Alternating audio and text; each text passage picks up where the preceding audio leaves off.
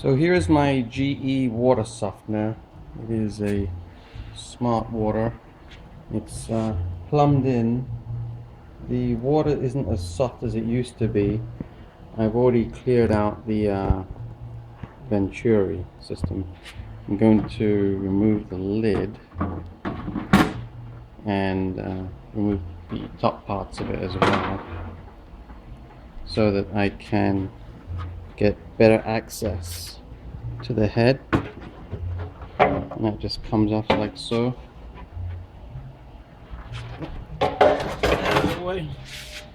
So what I'm going to do, I'm going to put it in bypass mode, and I'm going to disconnect it from here so that all the water will just come in and go back out to the house. So when I'm working on it, I can still have water in the house, and I can pull this unit away like so. And I'm going to be taking it apart from here, so I get this whole head unit up, and I'll be taking all the salt out, and hopefully I won't have to remove too much, so I can spin this and get this piece out of the way too, so that I can get the tank out and dump out the resin, put the new resin in, and do a few things. Now, I was told you have to put it in recharge for 10 minutes, so I'm going to do that now and do a recharge now. Let's see, I have to hold this for 3 seconds. So it's going to start to go into recharge. That's how you do the other water softeners. I'm not so sure if it has to be done on this, but I'm going to do it anyway and leave it for 10 minutes. You can see it's starting to move right there.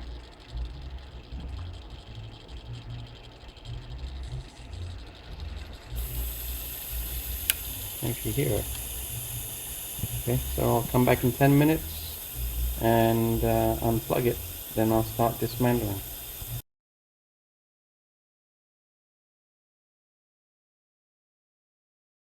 Okay, so here we are, 15 minutes later. I let it run over a little bit, my bad. But anyway, I've been getting the salt out.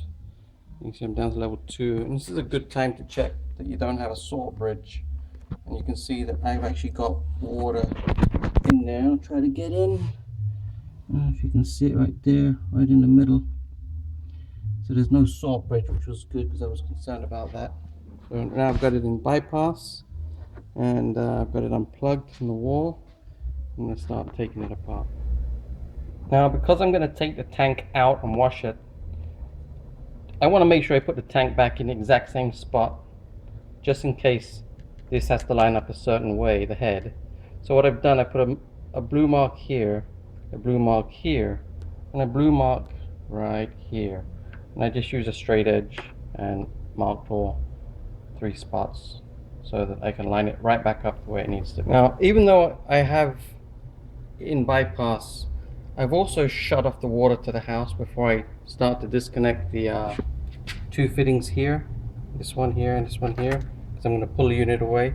I wasn't sure what sort of pressure was in it. I doubt it's got any effect on it, because the pressure is all going to be in here, not on here, because it's in bypass. But just to make sure, I have turned off the water to the house and open up one of the taps to let the pressure out. And as soon as I get this unit away from the wall, I will start to turn back on the water, so I have water in the house. A little water did come out. You'll see it on the floor, not too much, but be careful. There's some O-rings in here.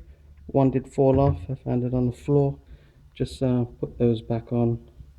I'll probably put some silicone grease on those later on. Plumber's silicone grease, that is. So I took one of the clips off. There's 2, and they just pull forward apparently. So I'm going to take this one off, and that, I guess, releases this ring. And there's 2 rings. Okay. I didn't mark where they were. Maybe I should do that, but it looks like they can go anywhere as long as they're going to be back on here. Besides, I took pictures, so I'll see where they go. Let me take those and put them to one side. Don't want those dropping into the salt tank. I'm going to mark which way is up on them just in case. The head did lift right out, and this piece here came out, and then this piece dropped out. I did see how it was before it came out anyway. It was just like so.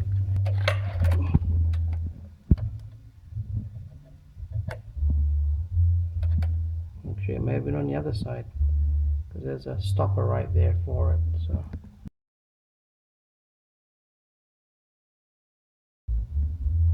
I'll try it without the piece so it doesn't fall out, but it does fit in there. Where is it? It doesn't fit in this one. So I'll check the manual, parts manual, and I'll put it back in there. Okay, so the head has been lifted off, and now we have just this piece here on the tank, and I can see this comes right up. And I have seen this type of filter on some other YouTube videos where this either lifts off or spins off, so I'm gonna have to figure out what that is. So here we are now. I'm gonna take this top piece off, but before I did it, I did pull out the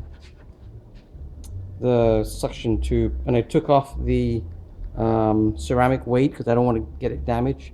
So you just pull this off right here, and you can take out the ceramic piece, and just put that back in. Sorry, and just here it is right here. It's pretty heavy. Just put it in a nice safe place because I heard it will crack. And then there's 5 tabs, 1, 2, 3, one on the back, another here. Just pull it forward, and then you can take this whole lid off, which is what I'm going to do right now.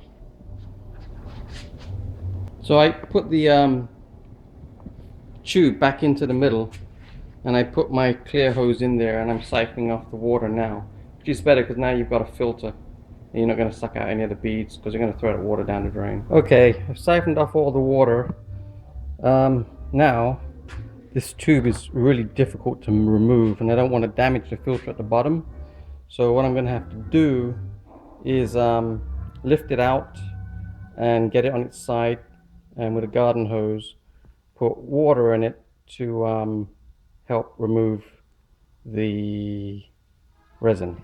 And then I can get the tube back out and wash it. Okay, so I've got the tank out. I've washed all the resin out. The tube is now free. I know inside my tank is nice and clean. There's a little residual water in there, no big deal. And also you'll notice I've checked the main tank, the salt tank, to make sure it's good, it's washed out, there's no cracks in it, and you can see where the tank has to sit, and you can see where the brine tube has to sit as well. So I'm basically going to just put this whole thing in place where it needs to go, roughly, so I don't have to move it too much once I put it all together. So let me start with putting the main parts, the tank and the brine tube, back in.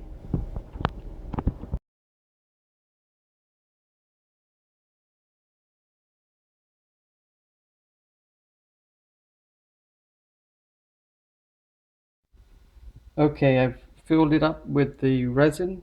We want to make sure everything around here is really clean because you're going to be sealing that. The O-ring's going to seal that. Okay, so what I've done, I've already put the new O-rings on the filter and greased them up.